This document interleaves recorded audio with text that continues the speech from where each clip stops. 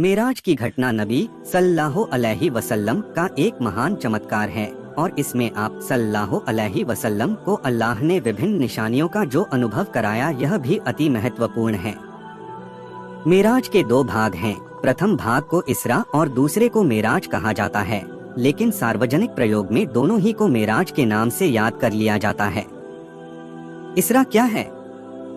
इसरा कहते हैं रात के एक भाग में चलना। अभिप्राय यह है कि मोहम्मद सल्लल्लाहु अलैहि वसल्लम का रात के एक भाग में मस्जिदे हराम से मस्जिदे अक्सा बैतुल मक़दिस तक की यात्रा, जिसका वर्णन अल्लाह ने सूरह बनी इसराइल इसरा के शुरू में किया है। क्या ही महिमावान है वह जो रातों रात अपने बंदे मोहम्मद को प्रतिष्ठित मस्जिद काबा से दूरवर्ती मस्जिद अक्सा तक ले गया, जिसके चतुर्दिक को हमने बरकत दी ताकि हम उसे अपनी कुछ निशानियां दिखाएं। निस्संदेह वही सब कुछ सुनता देखता है। मस्जिदे हराम मक्का में है और मस्जिदे अक्सा फलस्तीन में है। दोनों के बीच की दूरी 40 दिन की थी। 40 दिन की यह दूरी अल्लाह के आदेश से रात के एक थोड़े से भाग में तय हो गई, जिसमें अल्लाह की महानता की पहचान है कि उसका कोई भी काम माध्यम का पाबंद नहीं होता। मेराज क्या है? मेराज का अर्थ होता है चढ़ने का माध्यम, अर्थात सीढ़ी। मस्जिदे अक्सा से नबी सल्लल्लाहु अलैहि वसल्लम को आसमानों पर ले जाया गया। कुछ रिवायतों में सीढ़ी का शब्द प्रयोग हुआ है कि इसी के द्वारा आपको आसमानों पर ले जाया गया था। इसीलिए आसमानी यात्रा के इस दूसरे भाग को मेराज कहा जाता है। इसका कुछ वर्णन अल्लाह ने सूरह नज्म में किया है और अन्य बातें हदीसों में विस्तृत रूप में बयान हुई हैं। इसरा और मेराज की यह घटना वास्तव में एक महत्वपूर्ण चमत्कार है। विदित है कि 40 दिन की यात्रा रात के एक थोड़े भाग में कर लेना किसी इंसान के वश की बात नहीं। उसी प्रकार रात के उसी भाग में आसमानों की सैर कर लेना भी प्रत्यक्ष रूप में एक अनहोनी सी घटना है, परंतु जब उसकी निस्बत अल्लाह की ओर हो अर्थात उसमें अल्लाह की शक्ति पाई जाए तो फिर उसे असंभव समझना किसी मुसलमान के योग्य नहीं। इसीलिए इस प्रकार की घटनाओं को मोजज़ा अर्थात चमत्कार कहा जाता है, जिसका अर्थ होता है विवश कर देने वाली घटनाएं। अब हम इसरा और मेराज की घटनाओं का संक्षिप्त में वर्णन कर रहे हैं। सीना चीरा जाना है। अल्लाह के रसूल सल्लल्लाहु अलैहि वसल्लम ने फरमाया, मैं अपने घर में सोया हुआ था कि मेरे पास एक सज्जन हजरत जिब्रील अलैहिस्सलाम आए और वह मुझे काबा के पास हतीम में ले आए। फिर मेरा सीना चीरा, मेरा दिल निकाला और एक सोने का तश्त लाया गया जो ईमान और हिकमत से भरा हुआ था। उससे मेरा दिल धोया और पहले की तरह रखा। बुखारी मुस्लिम। सीना चीरे जाने की घटना सही रिवायतों में मौजूद है, इसलिए इसमें किसी प्रकार के संदेह की गुंजाइश नहीं। और यह पहली बार नहीं था, अपितु इससे पहले भी 2 बार हो चुका था। पहली बार बाल्यावस्था में जब आप हलीमा सादिया के घर में परवरिश पा रहे थे और दूसरी बार नबी बनाए जाने के समय, जैसा कि हाफिज इब्ने हजर ने बयान किया है।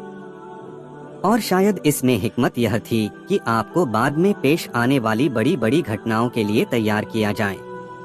इसरा की शुरुआत है।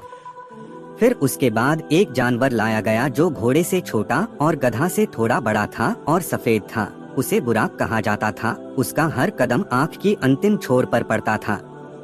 हजरत अनस रजी कहते हैं कि बुराक को जब लाया गया जिस पर जैन कसी हुई थी, जब उसको नकील डाली गई तो उसने कुछ तंगी बरती। उससे कहा गया, क्या तुम मोहम्मद सल्लल्लाहु अलैहि वसल्लम के तंगी करती हो, जबकि अल्लाह के पास उनसे अधिक सम्मानित कोई नहीं। उसने जब यह बात सुनी तो उसके पसीने छूट गए।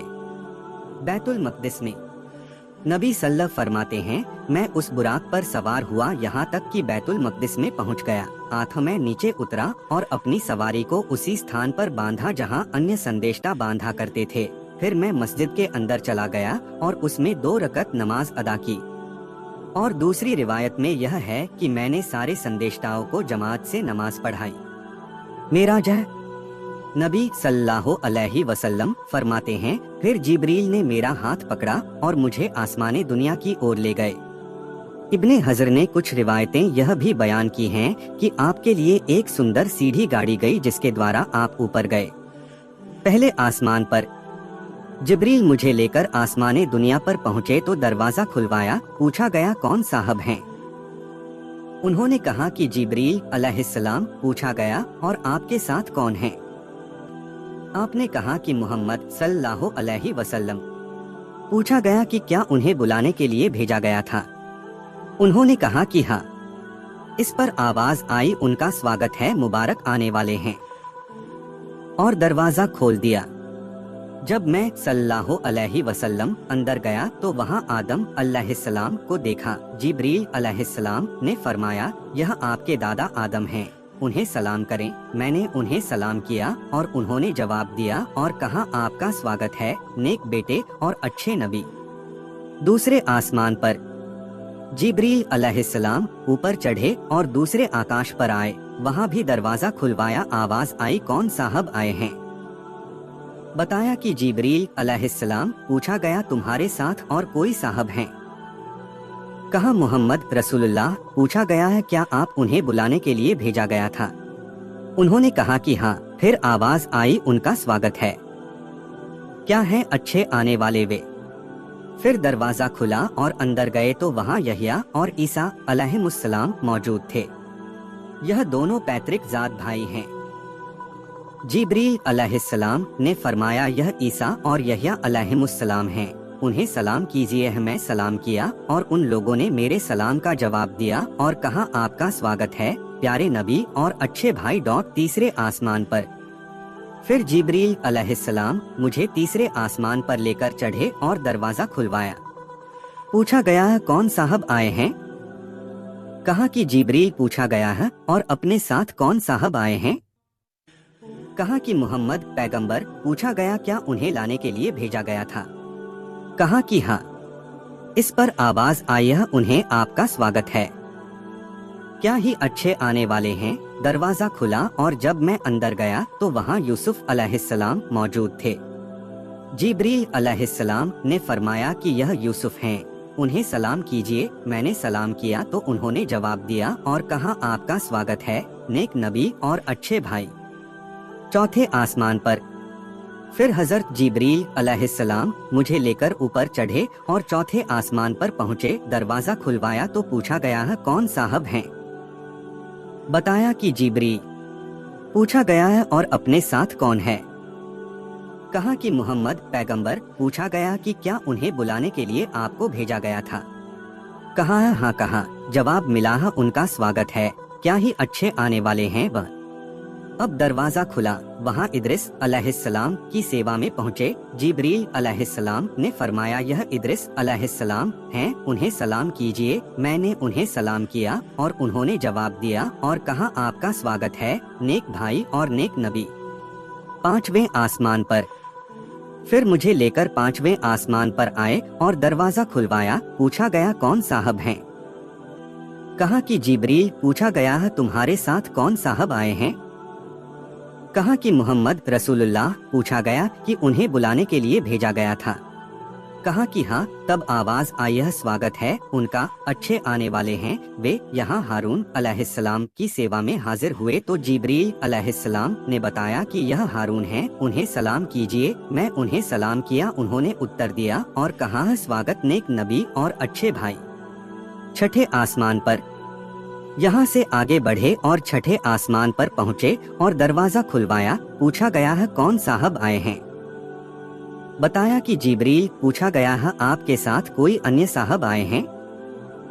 कहा कि मोहम्मद पैगंबर। पूछा गया है, क्या उन्हें बुलाने के लिए भेजा गया था। कहा कि हाँ। तब कहा है, उनका स्वागत है, अच्छे आने वाले हैं वे। जब वहाँ मूसा अलैहिस्सलाम की सेवा में हाजिर हुए तो जिब्रील अलैहिस्सलाम ने फरमाया कि यह मूसा हैं, उन्हें सलाम कीजिए। मैं सलाम किया और उन्होंने सलाम का जवाब देने के बाद कहा, स्वागत है नेक नबी और अच्छे भाई। जब आगे बढ़ा तो वह रोने लगे। उनसे पूछा गया कि आप क्यों रो रहे हैं। तो उन्होंने कहा है, मैं इस पर रो रहा हूँ कि यह लड़का मेरे बाद नबी बनाकर भेजा गया, लेकिन जन्नत में उसके अनुयायी मेरी उम्मत से अधिक होंगे।